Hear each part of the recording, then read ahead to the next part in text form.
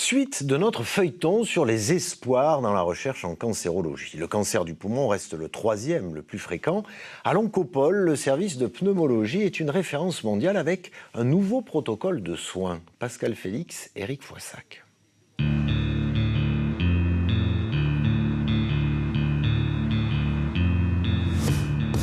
Nouveaux traitements, nouvelles technologies, recherche fondamentale, vaccins, découvertes. À Toulouse, à l'Oncopole, au CHU ou dans les laboratoires, la lutte contre les cancers se mène sur tous les fronts. Que le redoutable cancer du poumon se transforme en une maladie chronique, ce n'est plus une utopie. Ce n'est pas une généralité non plus.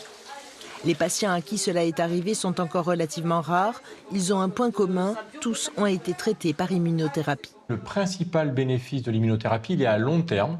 Alors malheureusement, ça ne touche pas la totalité des patients, mais chez un nombre de patients qui varie selon les tumeurs, mais qui peut être de 20, 30, voire jusqu'à 50% des patients, il y a ce que l'on appelle des longs répondeurs. C'est-à-dire que l'immunothérapie va être efficace très longtemps, et on arrive maintenant à avoir des patients chez qui on arrête l'immunothérapie et qui continuent à être en rémission de leur maladie. Donc effectivement, on transforme le cancer, on ne parle pas encore de guérison, mais on transforme le cancer en maladie chronique. Les cancers du poumon répondent particulièrement bien à l'immunothérapie, car ils sont ouverts sur l'extérieur, comme le sont par exemple les cancers de la peau, des organes souvent agressés par notre environnement et qui savent s'en défendre.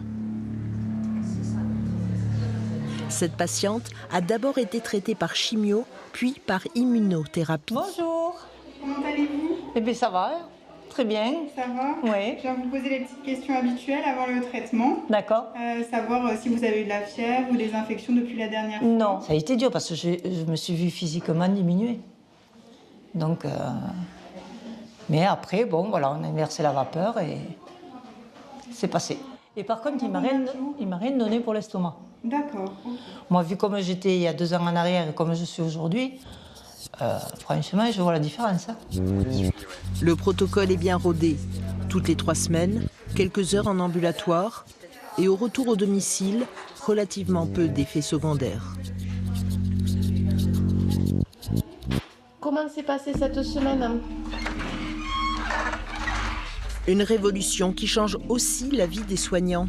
C'est très agréable de voir un patient qu'on a suivi qui a été mal par moment et là il revient me voir avec le sourire en me disant ça y est, je vais bien, je vais survivre pendant 1 an, tout va bien pour l'instant, je reprends le cours de ma vie tout à fait normalement. Comme la personne elle peut continuer à vivre normalement, mais au fait elle va oublier entre guillemets qu'elle est malade. Donc du coup, plus elle oublie, plus au fait elle marche vers la guérison. Une vie meilleure et même une vie plus longue. La médiane de survie, moi quand j'ai commencé à faire de la cancérologie il y a 20-25 ans, pour les cancers du poumon, métastatique était de 10 mois, inférieur à 1 an. C'est-à-dire que la majorité des patients décédaient avant 1 an. On a maintenant des médianes de survie qui dépassent largement 2 ans, 3 ans, 5 ans avec certaines immunothérapies et certaines thérapies ciblées, plus ce sous-groupe de patients qui reste encore minoritaire mais qui est en train d'augmenter, pour lequel on se demande si on n'arrive pas à une rémission très prolongée, voire à une guérison. À ses débuts, l'immunothérapie n'était prescrite que pour les stades avancés des cancers du poumon. Aujourd'hui, elle peut être indiquée aux stades les plus précoces.